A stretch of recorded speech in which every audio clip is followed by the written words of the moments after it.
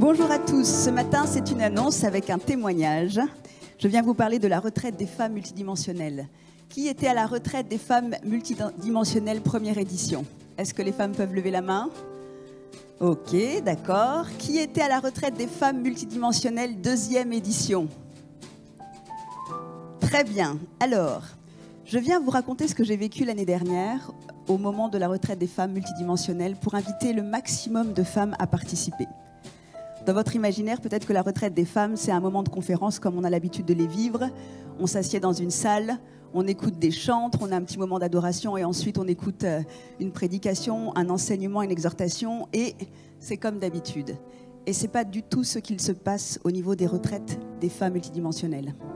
L'année dernière, j'ai vécu une expérience qui a changé littéralement ma vie. Alors on pourrait se dire, oh, je suis chrétienne depuis longtemps, donc c'est un peu surprenant, mais c'est la vérité.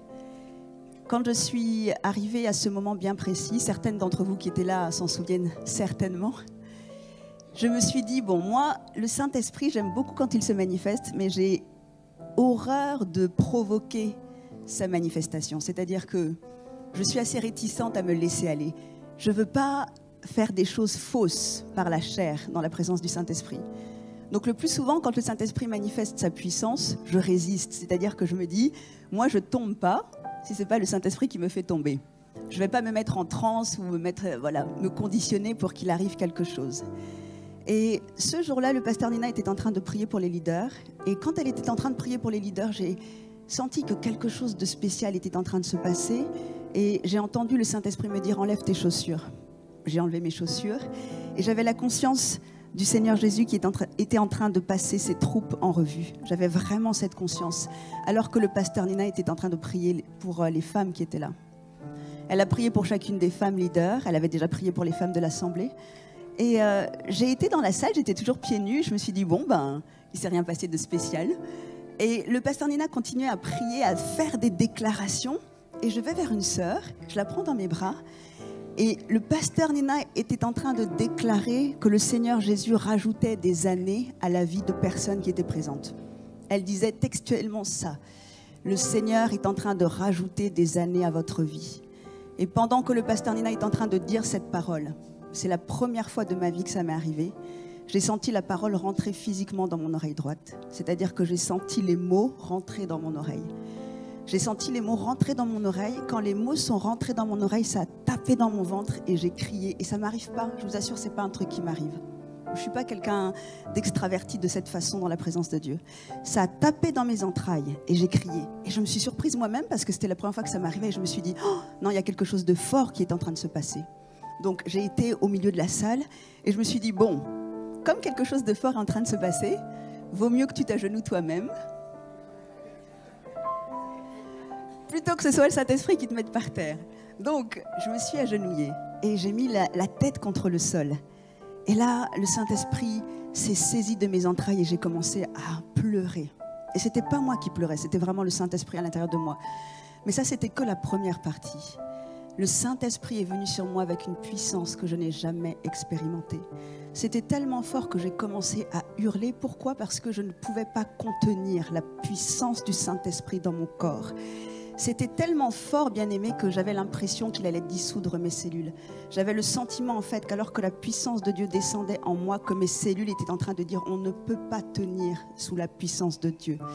Les personnes qui étaient là au protocole ont essayé de me maîtriser parce que vous savez, on essaye de prendre les gens pour qu'ils se fassent pas mal et tout. J'ai commencé à leur dire « lâchez-moi, vous m'étouffez !» Parce qu'en fait, il fallait que l'énergie que j'étais en train de recevoir par le Saint-Esprit puisse sortir. Et j'étais consciente de tout ce qui se passait. J'étais au sol et je criais, mais j'étais consciente de tout ce qui se passait. Et je voyais les gens qui défilaient, je voyais les pieds du pasteur Nina, je me suis dit « ah, c'est ses pieds, c'est elle, c'est bon ».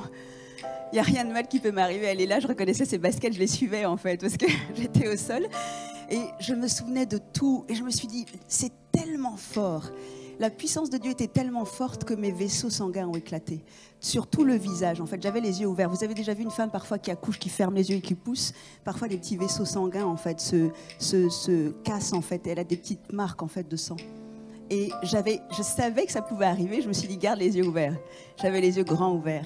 Et malgré ça, la puissance de Dieu était tellement forte que les vaisseaux sanguins ont éclaté sur tout le front, les oreilles, le cou, jusqu'au niveau de la poitrine ici.